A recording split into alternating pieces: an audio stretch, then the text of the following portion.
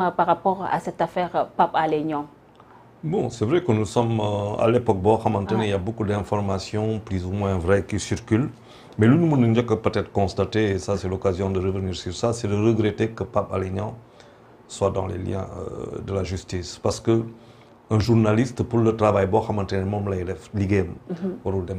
bien même on aurait un code de la presse en sort un article 5 qui dirait aux journalistes de ne pas toucher à telle et telle chose. Justement, ce qui est anticonstitutionnel. Parce que aussi, il faudrait que nous sachions que secret défense ou le secret dossier confidentiel, dossier estampillé confidentiel, c'est bien.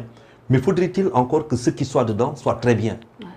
Alors, au nom de quoi on interdirait à un journaliste d'aller chercher et trouver dans ce qu'il cherche à affaires mettrait en évidence des faits, des délits, des détournements et des choses comme ça. Donc pour moi, il est trop facile de pouvoir mettre sous le sceau top secret ou alors confidentiel des choses dont la pratique sibire, elle serait répréhensible par la justice. Encore que le journaliste, c'est pas un agent secret, c'est pas quelqu'un qui travaille quand même pour des pays tiers. Hein? Le journaliste, il collecte l'information, il la traite, mais il a aussi sa conscience qui lui permet au moment de la diffusion, est-ce que lui on ne peut diffuser ou pas. Ça pour moi c'est trop facile. L'autre chose, moi que et on s'est beaucoup battu pour la libération de Pape Alé Niang. Nous avons regretté le fait qu'il y ait un procureur de la République dont la puissance permet,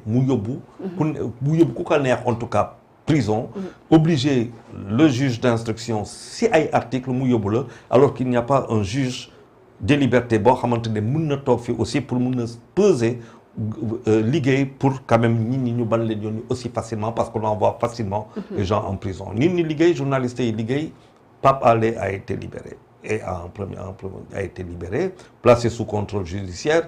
Je pense que des avancées significatives, journalistes, quand même, il l'avait réussi au bout de 2 mois. Hein? On l'a réussi. Puis malheureusement, par la suite, ce qui s'est passé. Cette fameuse sortie. Sa fameuse sortie. Par la suite, et il se retrouve encore dans les liens, donc on fait sauter le verrou pour le remettre sous mandat de dépôt. Et Pape Alé Niang, bien entendu, est tombé malade. Vous tombez malade, mais il est dans une clinique. Un malade n'a pas une forme étincelante, sinon il n'a rien à faire à l'hôpital. Donc aujourd'hui, pour moi, je ferai très attention avec les images, parce que il faut penser essentiellement à Pape Alé Niang et à ce qu'il retrouve le plus rapidement possible. Sa famille est dans d'excellentes conditions et en grande forme. Maintenant, il est à la clinique. À la clinique, naturellement, on n'y va pas quand on est bien. Les enseignements, par rapport à cette affaire Pape Alé Niang, à ce que la dame justice accorde je sais pas, liberté définitive ou la liberté provisoire, mais en tant que journaliste aussi, par rapport à cette affaire Pape Alé, nous revenir sur les faits, si Rebeuss wala ça c'est Bikoton, je sais même pas si exactement il est à Rebeuss. Bon là il est en clinique, je crois. Il est avant Mugen, c'est clinique voilà, c'est ça. Bon, mais de toute façon pour moi fondamentalement war nañ xoolaat lu bari suñu dëkk. Waaw. Les gens ont parlé de code de presse et tout ça. Moi je me demande est-ce que lan lañ bëgg ñun au fond. Un journaliste, on a plusieurs moyens dans le monde entier. Bon, dans les pays démocratiques, là, France, Mediapart, le fondateur de Mediapart a d'ailleurs parlé sur cette affaire-là. Il y a plusieurs façons de dire, de mettre un journaliste devant ses faits, devant ses responsabilités. Moun suspendre sa carte, moun suspendre la profession, et ainsi de suite, mais ne pas l'envoyer en prison pour avoir fait son travail. Ce n'est pas possible. Il a fait son travail. Maintenant, comment a-t-il eu les informations et ça et tout? Ça, c'est tout journaliste, c'est une source d'une que dévoiler. Mais sinon, on n'informerait pas. Parce que tous les jours que Dieu fait, mais tout ce que l'on dit est sous le sceau d'une confidentialité par ailleurs.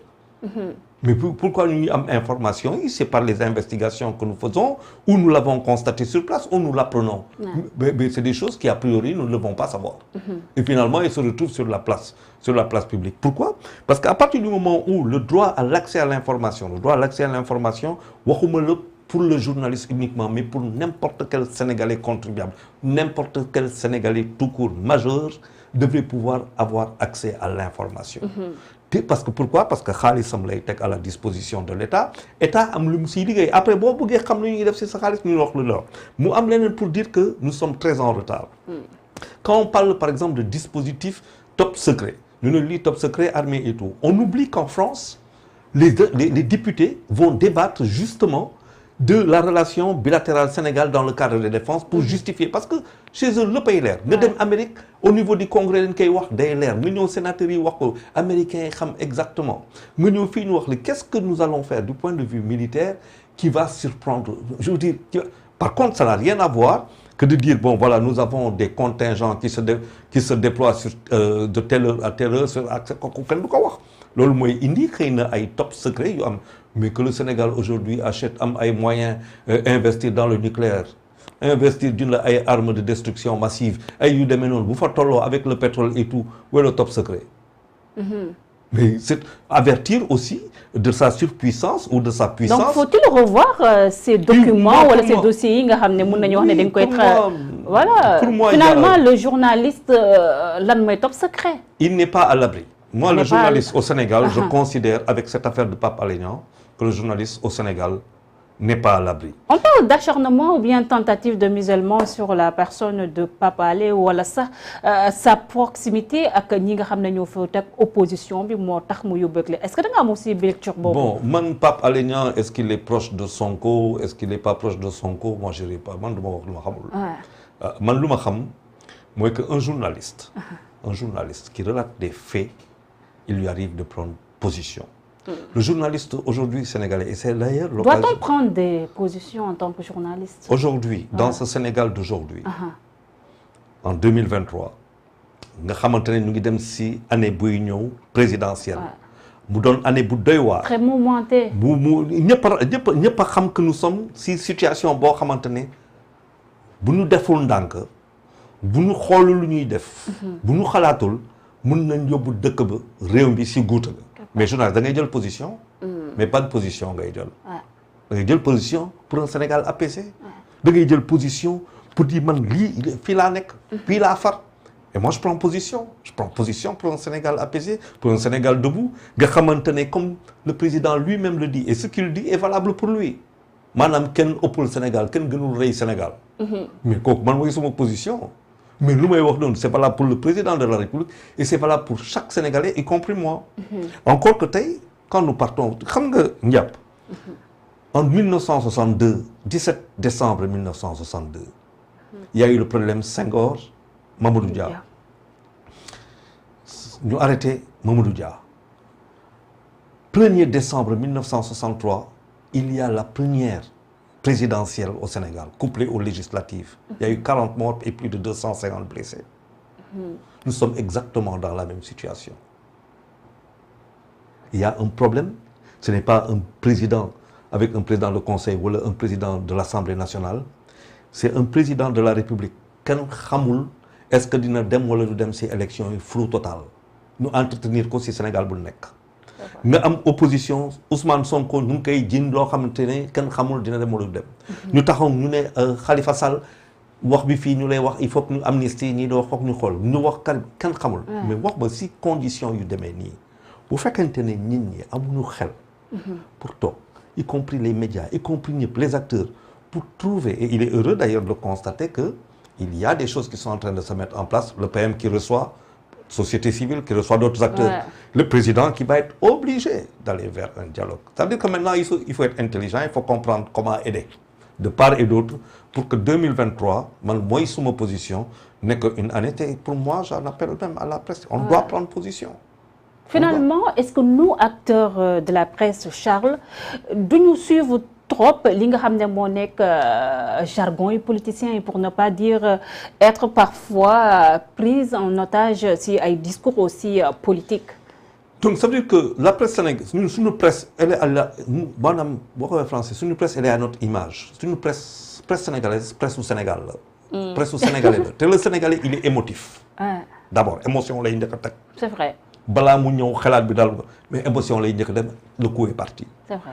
tey mais président yu ñor maanaam tous ces y a le président de la République tous les présidentiables là ou tous les candidats kan moo xam seen profil kan moo jàng seen profil kan moo xam seen programme en tout cas yan livre lu ñu bind boo demee bëriwul lan lañ fi teg toujours wax ñun ñu daw te nous avons des preneurs de son. Charles, c'est pas pour vous couper la parole mais li ngay wax c'est tellement exact am keroog maa ngi waxtaan ak benn kilifa il me disait que Ndiap da nga war a def benn émission boo xam ne intitulé que lire nos politiques nga invité ñoo xam ne voilà dañoo am profil pour nekk li nga xam ne mooy président député wala sax suñu ay directeur ñu xam carrément yan livre la ñuy lire en fait. De ce fait là dinañ mën a natt ndax kii il est apte à nous diriger ou pas. Mais je suis totalement d'accord. Moi je suis convaincu qu'il y a des hommes politiques qui n'ont pas lu 5 livres de l'année passée. nga bëgg a ñëw di ma wax politique.